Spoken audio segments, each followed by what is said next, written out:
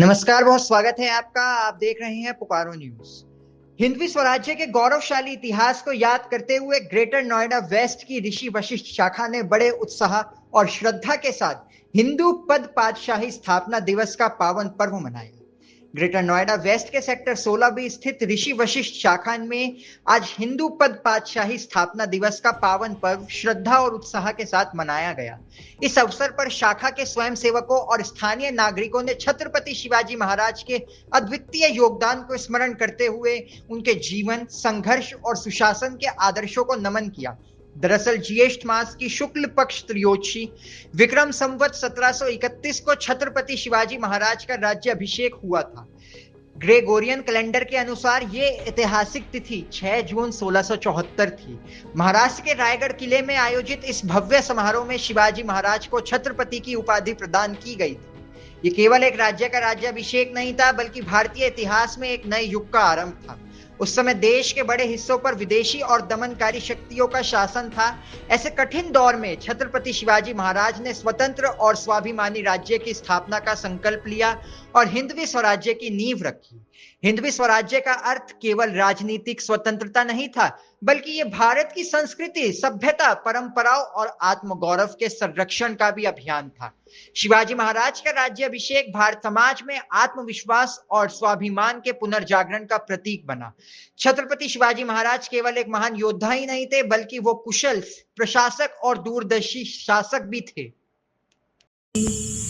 गीता में कृष्ण ने कहा अर्जुन से बस यही, गीता में कृष्ण ने कहा अर्जुन से बस यही, पहली लड़ाई जीतनी है अपने आप से। छत्रपति शिवाजी महाराज केवल एक महान योद्धा ही नहीं थे, बल्कि वो कुशल प्रशासक और दूरदर्शी शासक भी थे।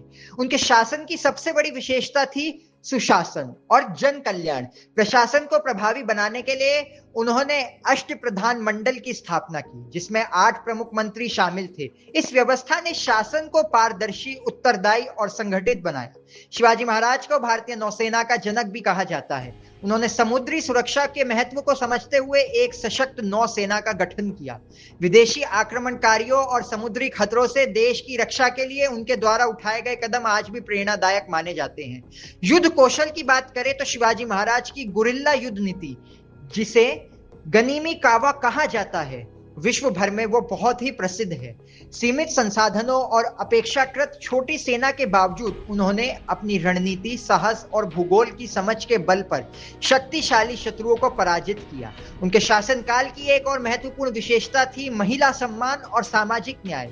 शिवाजी महाराज ने महिलाओं के सम्मान की रक्षा के लिए कठोर नियम बनाए थे। किसानों, व्यापारियों और आम नागरिकों के हितों की सुरक्षा को उन्होंने शासन की प्राथमिकता बनाया। यही कारण है कि आज भी उन्हें एक आदर्श शासक के रूप में देखा जाता है। राष्ट्रीय स्वयंसेवक संघ द्वारा मनाए जाने वाले 6 प्रमुख उत्सवों में हिंदू साम्राज्य दिवस भी शामिल है। ये उत्साह केवल इतिहास को याद करने का अवसर नहीं, बल्कि समाज में राष्ट्रभक्ति, सामाजिक समरसता, आत्मसम्मान और सुशासन के मूल्यों को पुनः जागृत करने का भी माध्यम है। ग्रेटर नोएडा वेस्ट की ऋषि वशिष्ठ शाखा में आयोजित इस कार्यक्रम के दौरान उपस्थित स्वयंसेवकों ने छत्रपति शिवाजी महाराज के आदर्शों पर चलने और राष्ट्र निर्माण में अपनी सक्रिय भूमिका निभाने का संकल्प भी लिया। आज का ये दिन हमें याद दिलाता है कि दृढ़ इच्छा शक्ति, सक्षम नेतृत्व और अपनी संस्कृति के प्रति अटूट निष्ठा के बल पर किसी भी चुनौती का सामना किया जा सकता है। छत्रपति शिवाजी महाराज का जीवन आने वाली पीढ़ियों के लिए सदैव प्रेरणा का स्रोत बना रहेगा। हिंदवी स्वराज्य के महानायक छत्रपति शिवाजी महाराज को शत शत नमन और उनके आदर्शों से प्रेरणा लेकर एक सशक्त, समरस और आत्मनिर्भर भारत के निर्माण का संकल्प हुआ है। आपका क्या कहना है इस वीडियो को लेकर, हमें कमेंट करके जरूर बताएं। और ऐसे ही अपडेट्स के लिए हमें सब्सक्राइब कीजिए, हम आपकी आवाज उठाते रहेंगे। बहुत बहुत धन्यवाद।